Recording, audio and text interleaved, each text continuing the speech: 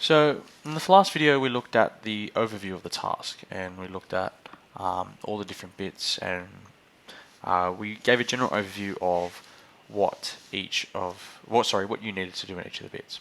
So the next series of videos will look at specifically how to do these things and what you need to do. The one we're going to look in this video is this one here. We have to make a Google survey. Okay, so there's links here, and I'll post the links in the comments or in the description, and you're able to click on these in your assignment as well. I'll go to exactly the same spot. So sample questions, if we click on that one. Okay, so your Google survey is designed to help you make a great animation. It allows you to work out what your audience likes and what they don't like, so you can make a video that's appropriate for them. Okay, and one thing we need to do obviously is research to do that. Alright, it says here it's called market research, where you make sure the market of people who watch your animation will enjoy your animation, and through market research you'll hopefully find out what your future audience would like to see. In your Google survey, you want to find out information about the person who's filling in the survey. This is called demographic information. Okay, so a demographic is a section of the population, and this information is statistics that can help define a population, such as age, gender, nationality, religion. From these, we can infer different things. So generally, people in a demographic have similarities, and we can use those to better target our products. So here's a list of 6 different questions. Okay, we're going to use those in our survey, but obviously the first thing we need to do is make a survey. So we need to open a new tab and go to Google Drive. You can do that by going to Google Drive, drive.google.com. Alright, and we go to Google Drive. Okay, so once we get to Google Drive, what we'll do is we'll go into our 7TEC folder, and we'll go to our student folder. So in here you'll have a folder for your name. I don't, because obviously I own the folders, so I'm just going to make it in here. But you need to go to the folder with your animations in it. Okay, we're going to go new, and we're going to go more, and we're going to go Google Forms. Alright, so Google Forms is pretty simple. It allows you to record heaps of information and then look at that information later. So if we look at these options up here, we can require CEO Sydney Schools login, which means that only kids from CEO schools will be able to view this form. If you click this box, your teachers will not be able to see it. So for the purpose of this assessment, that's not a great idea. If we click on this one, we can automatically collect respondents' username, which sounds like a good idea. We can look at their email addresses, we can work out who they are automatically without having them enter their name. Now the problem is that requires CEO Sydney Schools login. So again, if you click that box, while it'll work for students, it won't work for teachers. And so when I go to look at your survey, it's not going to work. So you need to make sure you have both these options unticked. Okay. You can have these ones on if you like, doesn't matter. But again, if I click this one, it requires the login of the user. Okay, so we want to keep these ones off. Pretty much just keep them all off. Okay. We want to name our form. So this is going to be Year 7 Animation Research Form. Okay, and it would be a good idea to put your name as well. And yeah, it does the same up there. Okay, so now we've got to put in our questions. So if we go over here, you can see the first question is name.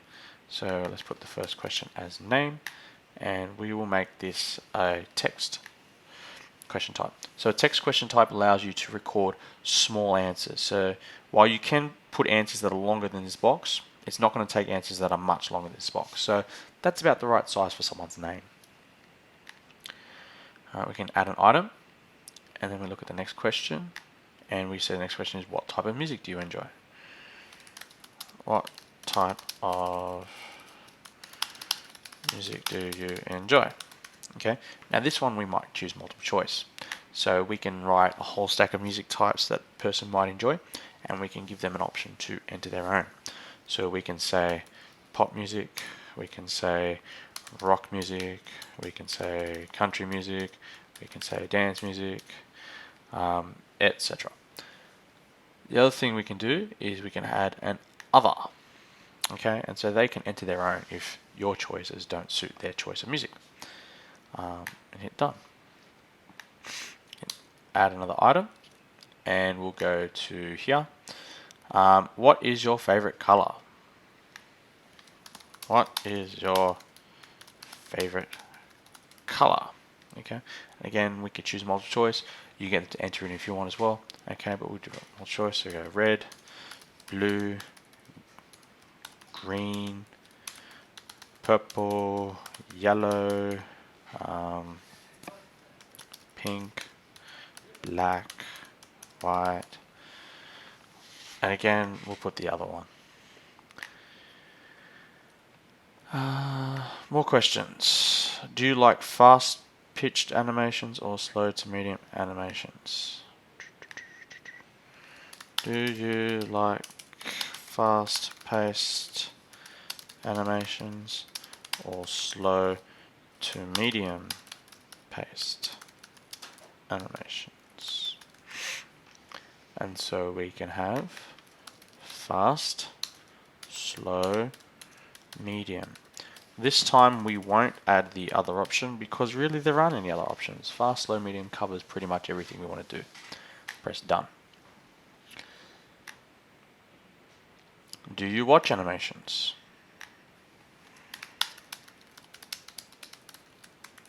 Okay, and again, this is going to be just yes or no. No other, because there aren't any other options. And what type of animations do you watch? List 6 examples. Add item. What type of animations do you watch? The list 6 examples, that can go in help text. So go list 6 examples. So for this question type, what we want to do is we need to have a paragraph text option. So this gives you a bigger box to write things in, and this will allow the user to be able to write the 6 examples that you're asking for here. Okay, so if you are counting, that's 6 questions. You need a minimum of 10. So what that means for you is that you'll need to make at least 4 more. You need to make sure that the questions are decent enough and they help you to make your videos. They actually ask questions about things you could put in your video. If you write more and better questions, you have the potential to get more marks.